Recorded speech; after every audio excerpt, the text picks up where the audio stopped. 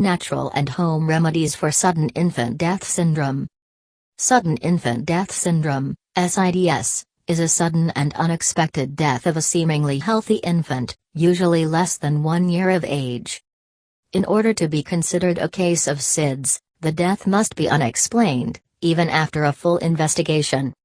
SIDS usually occurs while the baby is asleep with no outward signs of distress or struggle. The infant may simply stop breathing. Most deaths occur among infants under 6 months of age, with the majority occurring under 4 months of age. The syndrome is more common in male babies than in female babies. Causes: some deaths that are originally thought to be SIDS actually turn out to be the result of other conditions such as meningitis, encephalitis, and overlooked congenital or metabolic problems. Although the actual cause of SIDS deaths remains unexplained, the search for a cause continues. It is not clear whether a single cause for all SIDS deaths will emerge. Below are various clues and possible triggers that researchers have identified. Sleeping position. Some cases of SIDS may occur due to the baby sleeping on their side, or face down on their stomach. The Canadian Pediatric Society, the Canadian Foundation for the Study of Infant Deaths, the Canadian Institute of Child Health, and Health Canada all recommend that normal, healthy babies should be placed on their back for sleep. Parents should give their baby some carefully supervised tummy time several times each day while the baby is awake. This can help prevent flat head and counteract any effects of back sleeping on muscle development. Poor temperature control. Some infants may have poor temperature control. It used to be that the majority of SIDS deaths occurred in winter, possibly due to babies being overwrapped in clothes and at risk of becoming overheated. Now, there is evidence showing no difference in the number of SIDS deaths associated with different seasons. However, overheating is still considered a risk for SIDS. Central nervous system abnormalities. Although SIDS babies may appear to be in perfectly good health, they may have an abnormality of the central nervous system, brain, nerves, or spinal cord, that has yet to be identified. For example, some infants may have underdeveloped parts of their central nervous systems that are not yet mature. Flawed breathing control. Affected babies may have some flaw in their breathing control or ability. Research has shown that some babies may have borderline breathing abnormalities that may be the result of delayed maturation of the part of the central nervous system that controls breathing. Exposure to tobacco smoke. Exposure to smoke is a health risk for unborn babies and for growing babies. Exposure to smoke has been identified as one of the great risk factors for SIDS. The greater the smoke exposure is, the higher the risk. Possible risk factors for SIDS include prone sleeping position, for example, on stomach or side. Preterm, premature, birth or low birth weight. Slower than normal growth rate. Sleeping on a soft surface. Sleeping in an area that is too warm. Smoking or drug use during pregnancy. Socioeconomically disadvantaged background. First Nations or African descent. Cluttered sleeping area, for example, toys, pillows, blankets in the crib. Sharing a bed with another child. Parents who are smokers. A brother or sister who has died of SIDS. Young mother. Late or no prenatal care. Being male. Sharing a bed with a baby. A history of needing resuscitation because breathing has stopped. Low Apgar score at birth. An Apgar score measures a baby's overall condition and is taken soon after a baby is born. It is based on the baby's skin color, breathing, heart rate, responsiveness, and muscle tone. Profiles of mothers of babies who die of SIDS show that problems during pregnancy may predispose their babies to the syndrome.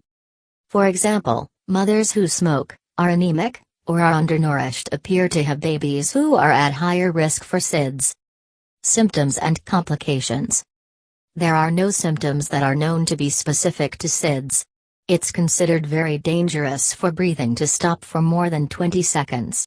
Please see below for some suggestions about what to do if your baby stops breathing. Making the diagnosis.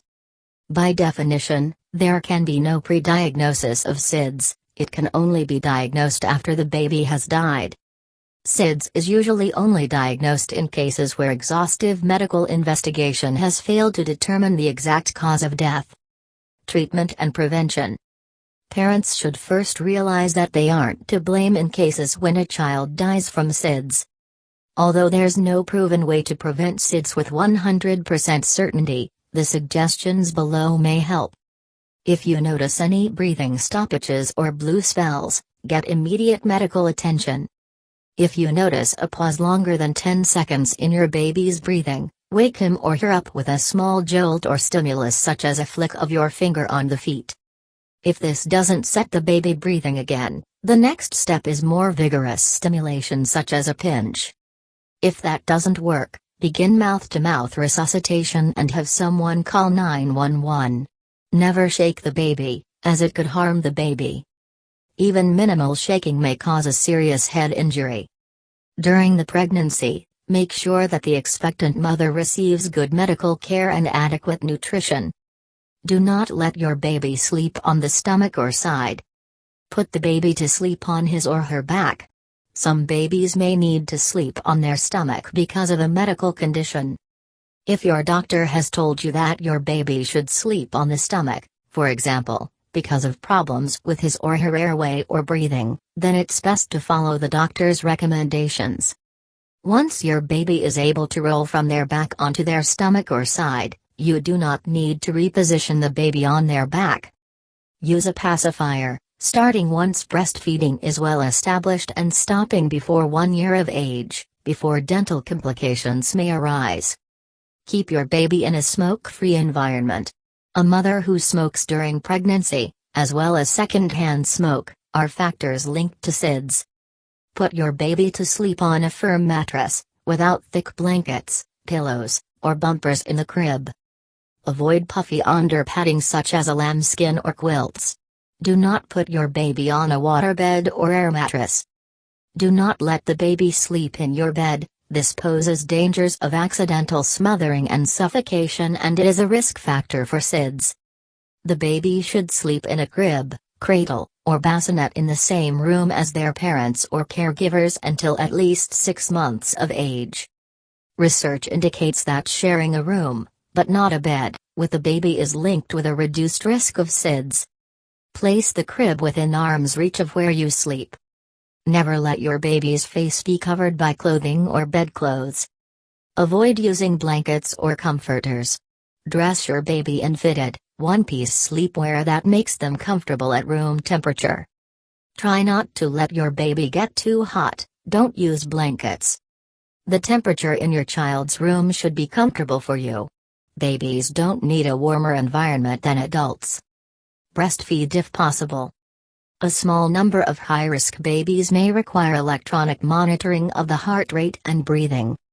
This practice has not been shown to protect babies, and you should be aware that monitoring doesn't help a baby breathe. Avoid commercial devices marketed to reduce the risk of SIDS as they have not been adequately studied. These devices often claim to help maintain the baby's sleep position or protect against rebreathing, breathing in the air that has just been breathed out. Sleep positioning devices can actually increase the risk of suffocation. If your baby falls asleep in a baby swing or baby bouncer, move them to their crib, cradle, or bassinet. If your baby falls asleep in a car seat or stroller, move them to their crib, cradle, or bassinet, and place them on their back, once you reach your destination. Parents who have lost a baby due to SIDS are often overcome with grief and guilt and feel responsible for the death of their child. It's important to seek support and counseling to help them get through this difficult time. Healthcare professionals, support groups, in person or online, Grief or SIDS organization, and friends and family can provide a good support network. Idiopathic apparent life-threatening event pathophysiology of SIDS. There is no autopsy finding pathognomonic of SIDS. There are some common observations. Petechial hemorrhages are found in more than 90% of cases and may be more extensive than in other causes of infant mortality. Pulmonary edema is often present and may be substantial. There are tissue markers indicative of pre-existing chronic low-grade asphyxia in nearly two-thirds of SIDS subjects, including persistence of adrenal brown fat, hepatic erythropoiesis, brainstem gliosis and other structural abnormalities. Postmortem molecular analysis in SIDS cases has identified mutations on the cardiac sodium channel genetic abnormality. Guidelines to reduce the risk of SIDS. SIDS cannot be prevented in individual infants because it is not possible currently to prospectively identify future SIDS victims or effectively intervene. If obstructed breaths, central apnea, bradycardia or oxygen desaturation occurring as a part of the terminal event could be reliably detected sufficiently earlier so as to be amenable to intervention. Although prolonged QT interval of an infant may be treated if diagnosed. Full-term and premature infants should be placed for sleep in the supine position. Side sleeping is not recommended. Infants should not be put to sleep on waterbeds, sofas, soft mattresses or other soft surfaces. Adults, other than parents, and children or other siblings should not share a bed with an infant. The parent should not share a bed with their infant if they smoke or use substances such as drugs or alcohol that impair parental arousal. Overheating should be strictly avoided. The infant should be lightly clothed for sleep.